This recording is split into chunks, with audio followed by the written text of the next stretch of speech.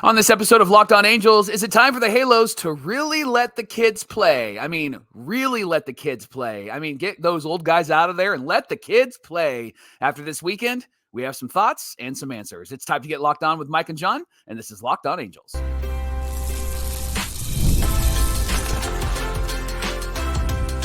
You are Locked On Angels, your daily Los Angeles Angels podcast. Part of the Locked On Podcast Network, your team every day. Yes, it is. Yes, we are. Thanks for making Locked On Angels your first listen of the day. You can find us anywhere you get your podcasts, including Apple Podcast, Spotify, and SiriusXM by searching Locked On Angels. And if you'd like to get back to the Super Halo Bros for all this Super Halo content, here's some things that you can do.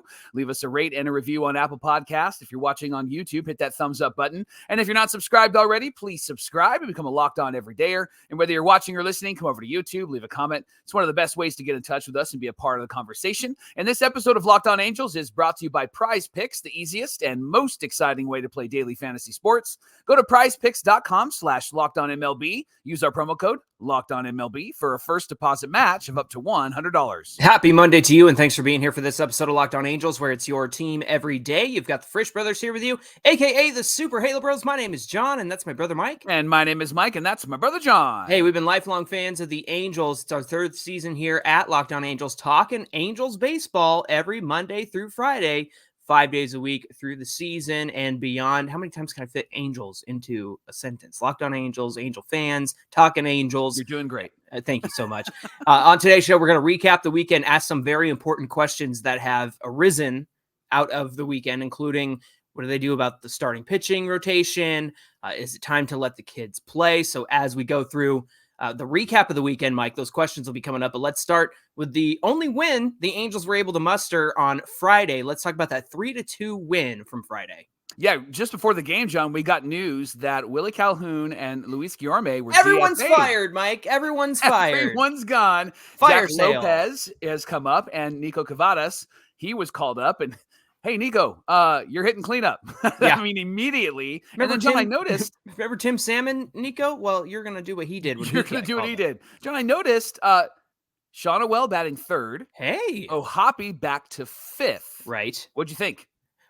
Much better. And I think it took a lot of the pressure off of Logan O'Hoppe. In fact, he hit that big two-run home run that we'll talk about. But you could see the stress melt away from he our looked a whole lot more Logan comfortable, O'Hoppe. right? Looked a Yeah. whole lot more comfortable. In fact, Go ahead. I was going to say, haven't you pushed for Nolan Schanuel to bat third in the past in like our theoretical lineups? How'd you feel about that? I loved it because Schanuel and his ability to make contact on any pitch. He's kind of a slap hitter. We've talked a lot about how not the powerful hitter that everybody would expect as a first baseman, but kind of a slap hitter is somebody that I think might actually work in some of the key spots in this lineup. And Schanuel did pretty good this weekend, Johnny. Bottom four, Schanuel got on base with a double, and then instead of falling down, he had a really fancy slide into second base. I really appreciated that slide. How about you? Yeah, much better, Nolan. Still got to tuck those arms in, though. Right. He's chicken winging it around the bases. Comes right in here, nice and easy. John, then you mentioned Logan O'Hoppe hits a 2-run home run, breaking an 0 for 29 slump. Johnny, he had a big, deep breath coming around first base. You could tell that a lot of this was really heavy on him and was very relieved to be able to put some runs on the board to get a hit, let alone a home run, just to get a hit. O'Hoppe was totally relaxed after that, right? Yeah, it actually snapped the Angels collective of 0 for 22 with runners in scoring position. Yeah. Their last hit was Kevin Pillar's double on last Sunday. So not yesterday, but a week from yesterday. And so the Angels were able to snap that 0 for 22. Drury hit a couple of doubles this weekend, Mike. In fact, he hit one here after pinch hitting for Rendon. He had gotten hit by a pitch earlier. It went behind him and actually ended up hitting his right elbow, which was, odd to look at on camera. So naturally, he left the game as he got a boo-boo and left the game with the right elbow contusion. That game was tied at 2 at that point. And surprisingly, it was tied at 2 because Jose Soriano only went 3 1/3 of an inning, or 2/3, right? 3 hits, 2 earned runs, 3 walks, 5 Ks. It's the second time in his last 8 starts where he went less than 4 innings. So he usually gets a little bit more length. But we learned after the game that Jose Soriano went on the IL with right arm fatigue. Now, he said it's just fatigue. He's not concerned about any kind of underlying injury. He's hopeful to return this season. Now, this seems to be kind of a regular occurrence this time of year. The injuries come fast and quickly for the Halos. If they're contending, does this happen, or does somebody like Soriano get pushed a little bit more? What do you say? I look at teams that like the Dodgers, who have been dealing with injuries as well. And we have a mutual friend who does baseball, and he was throwing a fit because another Dodgers pitcher went on the IL. And I was like, oh, poor baby. Look, it's Tyler Glasnow. Right. And to this point of his career, Tyler Glasnow has never hit 150 innings in a season. I understand the need to trade for Tyler Glasnow. We wanted Tyler Glasnow on our team. At the same time, the Dodgers have these guys who throw 100 miles an hour or whatnot until their arms fall off. And so it kind of makes me go, wouldn't you like a soft tossing ground ball guy who gets easy outs like Tyler Anderson to help you get $13 million a year? Yeah, exactly. So I just, it boggles my mind that, it's all about velo. And I understand that that's the case with most of the Dodgers rotation. But if you need bodies, there were certainly some options out there, and certainly options the Angels had as well. Yeah, I just think if the Angels are in contention, I don't know if they can avoid some of this stuff. Problem is we don't know what it's like to be in contention at this time of the year. Yeah, in what's a really that? long time, right? And so I don't know if you avoid this, but if the Angels were in contention, I think they'd be in some trouble because they don't have depth, significant depth in the starting rotation. Who do you bring up, right? And we'll talk about Kahanowitz and how he pitched yesterday. He was great, but the offense was terrible. Yeah. Like there's a lot of questions, right, about the starting rotation. So if they're in contention, I think that they're in a lot of trouble right now. Yeah, if they were to be in contention. But look, if Jose Soriano sits out the rest of the way this season, I'm fine with that. We've already shared our concerns about the fact that he's previously had 2 Tommy John surgeries. Yeah. And I have made the joke, knock on wood, that he's going to pitch until his arm falls off. And so if he's got a dead arm going on, that's fine, because that means it's not too serious. But if I'm them, Mike, I say shut him down the rest of the year. We got a month and a half, less than a month and a half left. Right. So I think it's worth having Soriano sit out. As much as it sucks to not have him in the rotation, I just wouldn't risk it if it was me. Yeah. The only pushback I would have on that, Johnny, is the Angels aren't too far away from finishing with the same record they finished with last year. Mm-hmm. And I want that talking point in the offseason, that they finish with the same record as last year without Shohei Ohtani. I want that talking point because I think that we can build off of that. It'll be so much fun.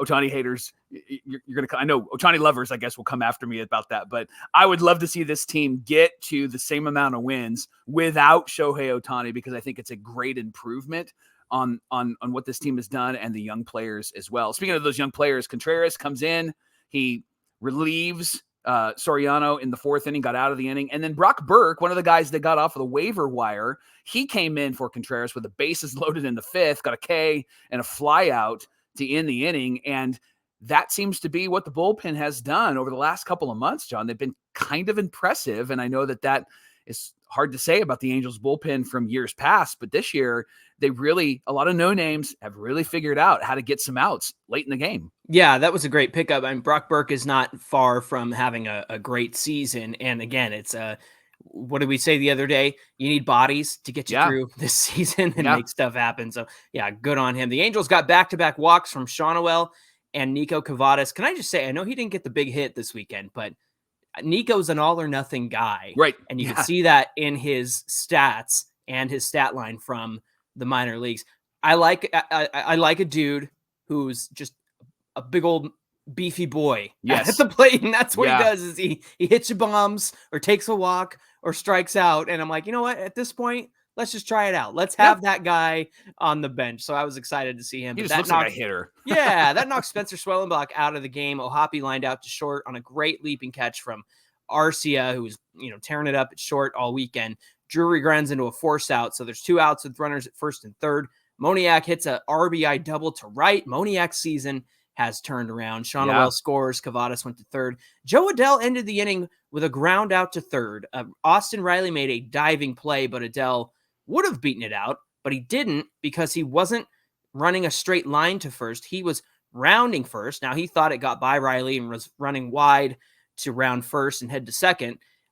Bo Porter was waving him to second. Yeah. And so we thought that, had he hustled down the line and gone in a straight line, he definitely would have made it. But it looked like Bo Porter sending him to second was the split second difference, Mike, between him getting that RBI and keeping the inning alive. So nobody seemed to know what was going on in that situation, right? Right. It was frustrating to watch on TV, and I know you and I discussed this via text and phone call because I was frustrated with Joe because it just seemed like another Joe moment. And so where I was frustrated was a Joe-ment, if you will. A Joe-ment. Where I was frustrated is, Joe hitting the ball and people are saying, well, yeah, he has to rely on his base coach. You're right.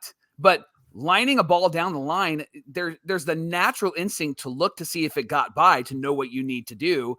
And Joe's got to put his head down and hustle. It cost the Angels a run. It didn't mean anything in this game, but it did cost the Angels a run. And it's also, I get it, Bo Porter's calling him to round the bases. But if you look at the wider picture, EY is pointing where the ball is and then pointing to first base. So Bo Porter shouldn't have been waving him around. Yeah. But Joe, baseball instincts in that moment, right? Like Joe has to know that ball didn't get by him. Hustle down to first and then get to second if you can. But you needed to get the hit. There were 2 outs. That's all that mattered in that moment. And it just felt like Joe and Bo were just very unaware of what was happening there. I just have a point to make. You said that he should be aware of what's going on behind him, but you also want him to put his head down and run and hustle. So I just want to demonstrate here that, all right, Mike, so I'm going to do the rest of the show this way. John's turning his head. I can't see what's in front of me. In fact, if somebody were to help me do this show, I would need someone in front of me to tell me what to do and what buttons to push and whatnot.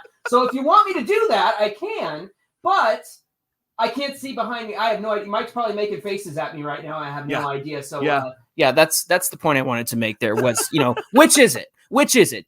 Does he look at Bo? Does he not look at Bo? Does he put his head down? Does he like you said, at the end of the day, it doesn't matter. I just think that putting the blame on Joe in that moment when he's hustling and looking at his base coach, telling him to go to second base, you're going to go to second base. And that's what he was trying to do. So to me, it's a situationally unaware moment from Bo Porter. And it wasn't the first time that the coaching on the field messed things up. We'll talk about that in the third segment, but let's get back to the good news. I know the Braves threatened in this one, but the Angels held the lead into the ninth. In fact, Ben Joyce ended up going an inning and 2/3, getting the 5-out save and an inning double play in the 8th.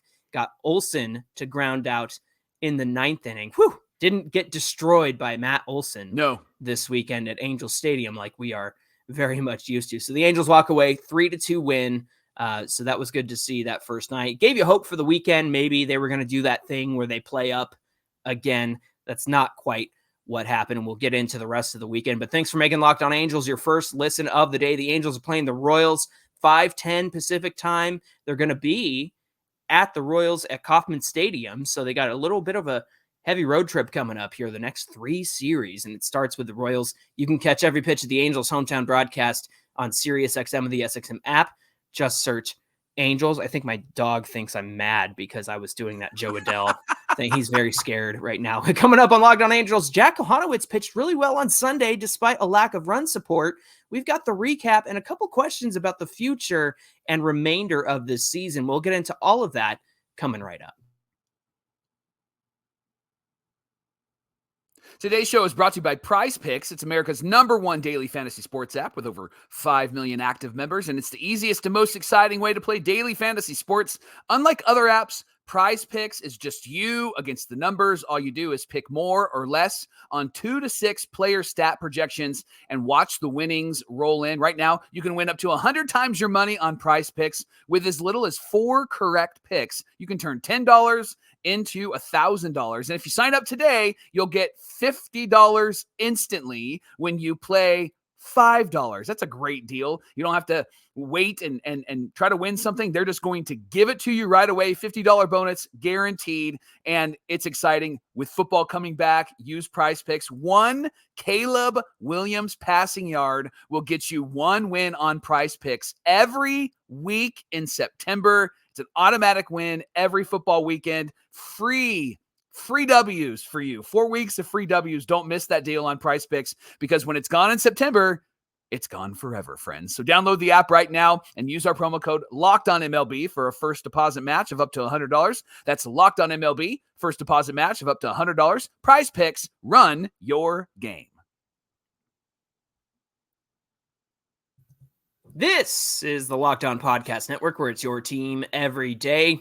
After you're done here, making us your first listen of the day, head on over to Locked On MLB for your second listen of the day. You can get ready for playoff time across MLB with our pal Sully. He's got it covered from every angle, base to base, foul pole to foul pole on Locked On MLB. It's available on YouTube or wherever you get your podcast, part of the Locked On Podcast Network, where it's your team every day. Speaking of your team, the Angels are playing the Royals tonight, 5:10 Pacific time. You can catch every pitch of the Angels' hometown broadcast with SiriusXM on the SXM app. Just search Angels. Johnny, I got a text on Saturday from Everydayer Nick, and Nick said, how do you talk about this team 5 days a week? Because they were at the game when the Angels lost 11-3. And it was interesting, John, because we did a segment last week, and you had some great stats on Griffin Canning. His last start, he goes deep into the game. He doesn't strike anybody out, doesn't walk anybody. It was a lot of contact, but he did really well. So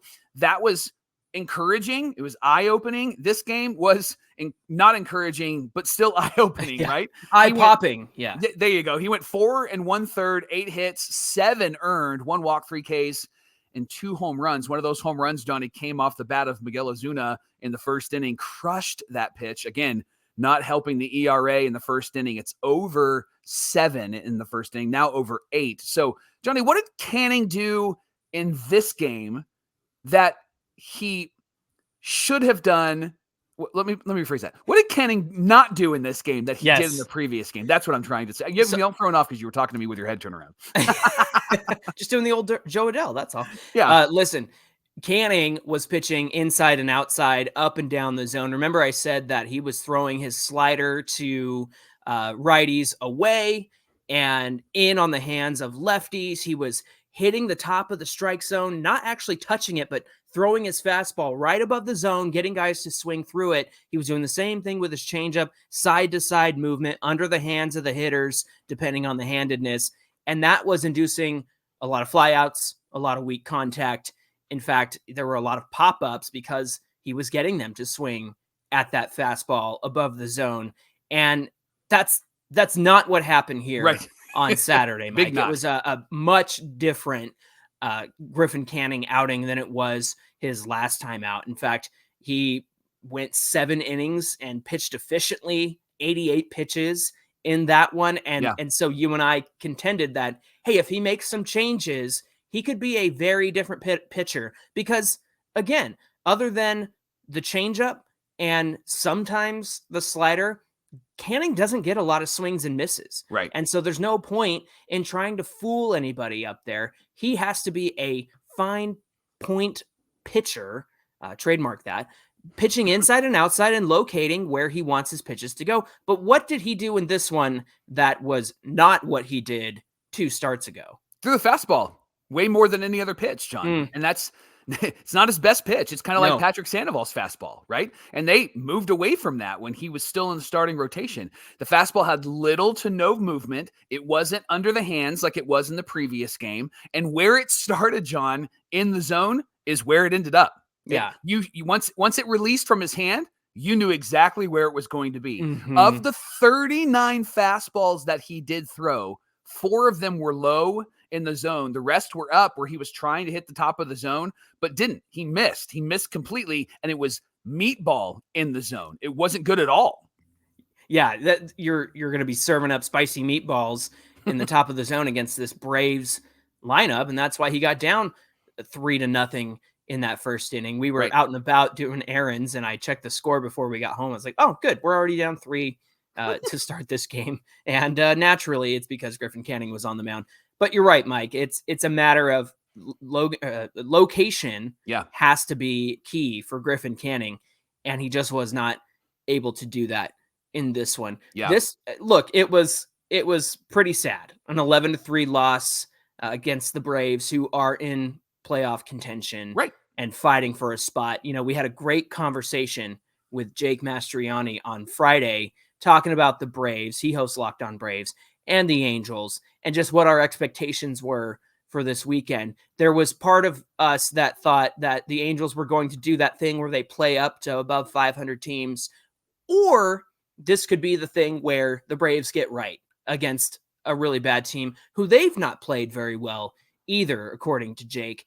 And so for the Braves to come out swinging in this one, again, an 11-3 loss, just was not ideal for the Angels. But here's the big question here. Soriano is going on the IL. Griffin Canning continues to struggle. There was a great outing from Reed Detmers in AAA on Saturday, and that got everybody asking, 8 innings pitched, 1 earned run. That got everybody asking, is it time for him to come back? And considering the date of, the date that says that he will not lose a year of his rookie status if he comes back up after this specific date, that is a big question here. But you might also ask, are they going to bring up somebody like Johnny Cueto, right, who can just eat innings and be a body? Is there an opportunity to bring up Caden Dana? So I think out of those 3 guys, what do you see is like the most likely scenario? I mean, you're struggling with pitching, and so I think that Detmers is going to be the guy that they bring up. I don't know if they're going to give Johnny Cueto in the last month and a half of the season major league money. I think they're going to bring Detmers back up, but there is an issue with his contract and his status. Like if he comes up after a certain point, then he will get an extra year with the Halos. And quite honestly, I could see the Halos waiting until he comes up and then using that extra year to their advantage. But you're in a starting rotation now where you're just not sure who's going to be pitching after Tyler Anderson. And so I think that this is an opportunity. Yeah, you do it. I think there's an opportunity for Reed Detmers to come back, see what he can do. It might be that he's working on stuff in the minor leagues. That's why the numbers have been up and down. Let's just see what he can do for the rest of the year. And then he can go into the offseason preparing for next year, knowing that he had a couple of starts before he went into the offseason of rest. I don't imagine there's any complications with bringing up Johnny Cueto because he did sign at least from what I read, it was a minor league deal. So I don't imagine that there's any complications there unless it's something more than that. So I could easily see Cueto coming up and just, again, being a body. Yeah. And to be honest with you, I could see Detmers also coming up and both of them pitching for the remainder of the season. But I think you're right. I think it's time for Reed to come back against Major League hitting and see what he can do and see what he looks like before they reevaluate over the offseason what they need to do with the starting rotation.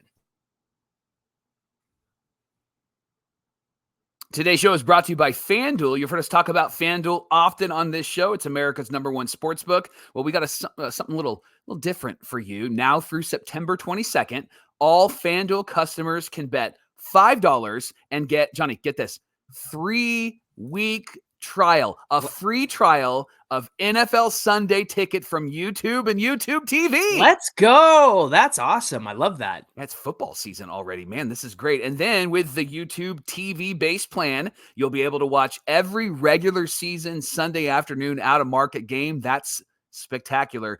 As 49er fans, we have to watch the Rams games, and so I think I'm going to do this. All you need is a Google account and a current form of payment, and you can cancel at any time. Just visit FanDuel.com/lockedon to download America's #1 sportsbook.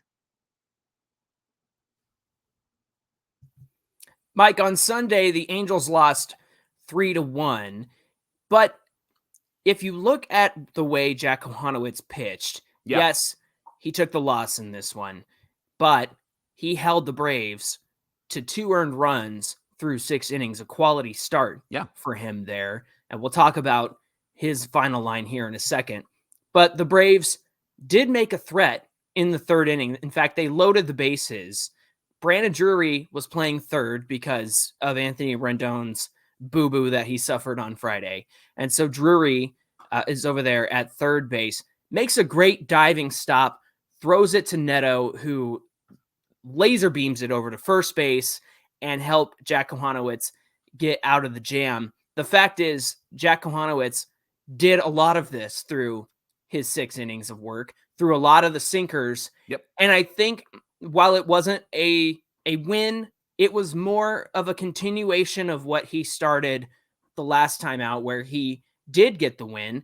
And again, it's efficient pitching. It's yes, you put this guy on. He did hit your sinker out to left center, right center, what have you. But then you got the double play and you trusted your defense behind you. That's something that I don't think we see very often from guys like Patrick Sandoval or Griffin Canning or even Reed Detmers. These guys have the ability to induce some weak contact or pitch a sinker down that causes a double play to begin. I think Kohanowitz really succeeded in doing that. In fact, the top of the 5th, the Halo defense helped him out again. There was 2 on and 1 out. Mickey Moniak makes a leaping catch in center. And again, that could have easily gone over Moniak's head. It wouldn't have been out as a home run.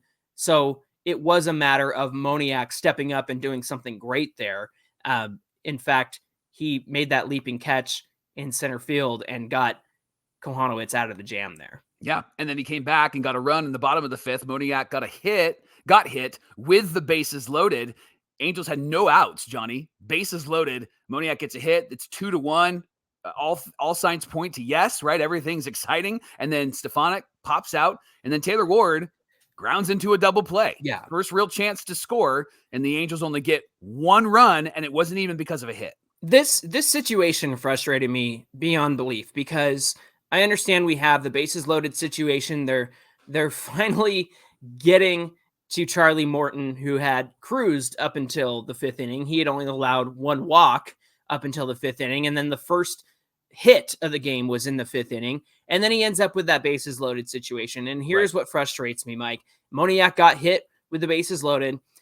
And good old Ron Washington, again, is just so in love with the suicide squeeze play that he wants Stefanik to put the bunt down. And he did, but it bounced off the plate and bounced foul. So then there's this situation where you can see EY signaling for the bunt play, and Stefanik swings away. Matt Theis is standing at third, so he obviously heard EY call for the suicide squeeze bunt. So he goes running down the line. It pops out to Matt Olson over at first. Theis makes this big round circle back to third base, and you can see Neto in the dugout going, "No, bro, you got to get back," because it got caught. So he does, but it was just and I know Ward grounded out to end the threat, but it was just a miscommunication. It was, again, another coaching communication problem out there. I think EY was communicating what he was supposed to communicate. Somebody, and they said this on the broadcast, somebody missed a sign somewhere to say Stefanik needs to put the bunt down. But again, there's no outs. Stefanik is a contact guy who typically doesn't hit into double plays. And this is exactly we had this conversation before with Luis Guillorme, where Ron Washington didn't want him to hit into a double play. So he wanted him to put the bunt down. Yeah. And I think that's the same thing that happened here with Stefanik.